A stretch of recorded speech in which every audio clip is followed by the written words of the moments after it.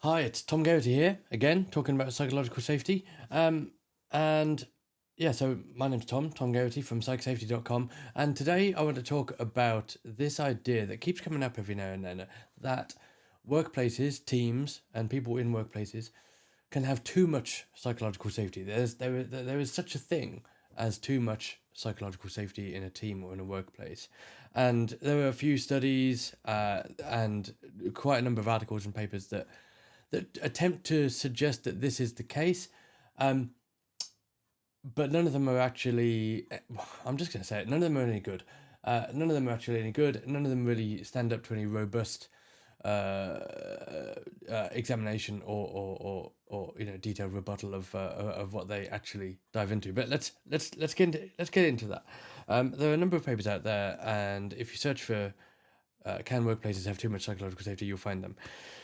There are four key problems with the majority of these papers. In fact, probably all of them. And first of all, they often misrepresent what psychological safety actually is. And this is a key problem. We spoke about this recently about the definition of psychological safety. Psychological safety is the belief that we are safe to take interpersonal risks in a group. It is the belief that we can suggest ideas, admit mistakes, raise concerns, and things like that without any fear of negative personal or professional consequence. Now, it is not about being safe to innovate in irresponsible contexts. It is not about nurses trying out some new procedure on a patient just because they think, oh, this might be a good idea.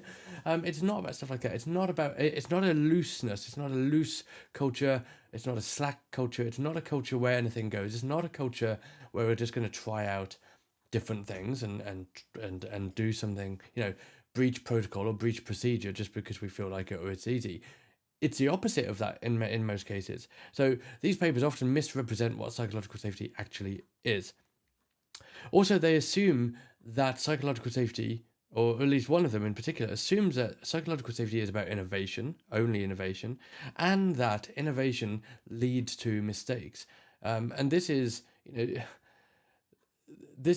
fundamentally the opposite, or this is almost proven wrong by Amy Edmondson's entire book, which is annoyingly is not right there, the right kind of wrong.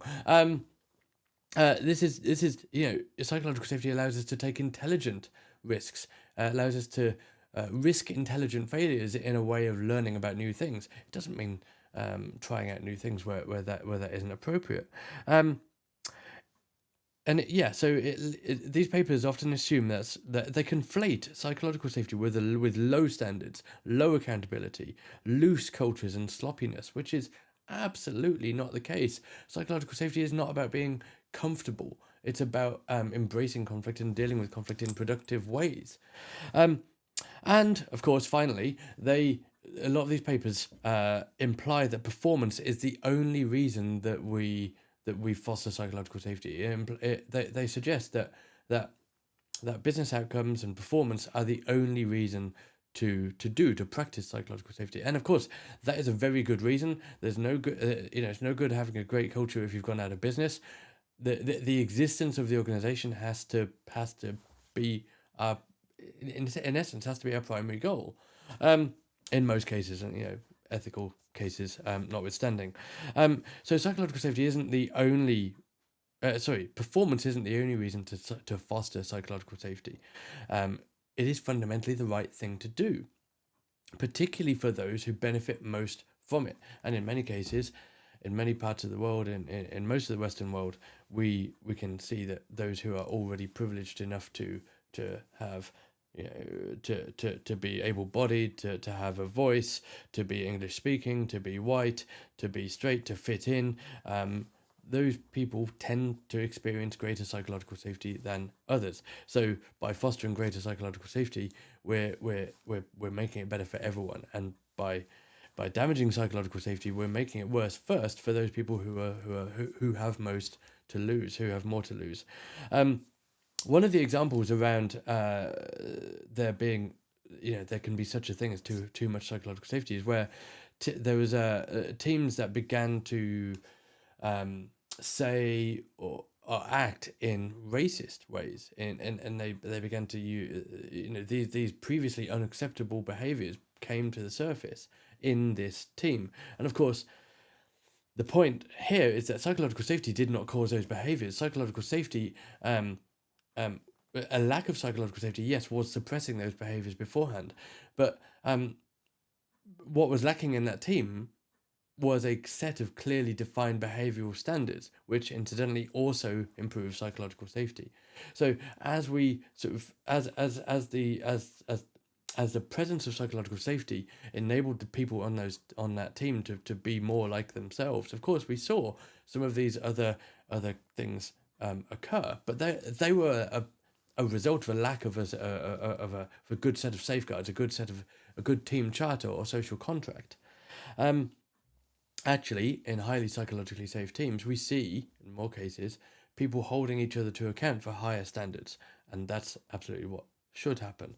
In this case, it's rather like putting a really big engine in a car without fitting it with decent brakes or good steering, because yeah, you've put this fantastic big engine in, which is psychological safety in the car, right? And but then neglected to put on any decent brakes. So of course things are going to go wrong, right? Psychological safety isn't the only thing we need to be high performing. Um, and so yeah, so just to get back to the world of practice again, just to point on sort of CRM being cockpit resource management or crew resource management as it's now known. At no point in CRM training are flight crews told to ensure that there's still a little bit of fear left in the team. There to suggest that there is this sort of point at which we shouldn't increase psychological safety any further. Actually, I mean, A, it doesn't work in practice anyway, because where do we draw the line?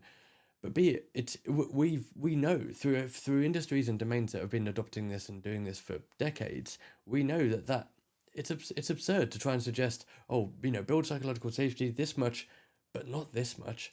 That's just absurd. A, it doesn't work, and B, it isn't true. Even if it were true that there could be such a thing as too much psychological safety, where do we draw that line? And of course, who suffers most? If we were to draw that line and say, right, you can have this much psychological safety, but not this much, then that would introduce behaviors and introduce dynamics that are inevitably going to harm the most vulnerable, the least privileged, first in a team or organization. So in that sense, it would also be very much unethical, in my opinion. So yeah, there is no such thing as too much psychological safety. Workplaces can't have too much psychological safety. There is no such thing as a too psychologically safe team. And we have a number of articles on our website diving into this a bit deeper. So if you want to find out a bit more, head over to psychsafety.com, email me at tom@psychsafety.com, get stuck into our online community, sign up to our online training, sign up to our newsletter, and all the other things. So yeah, like and subscribe, all of that sort of good stuff, and see you next time.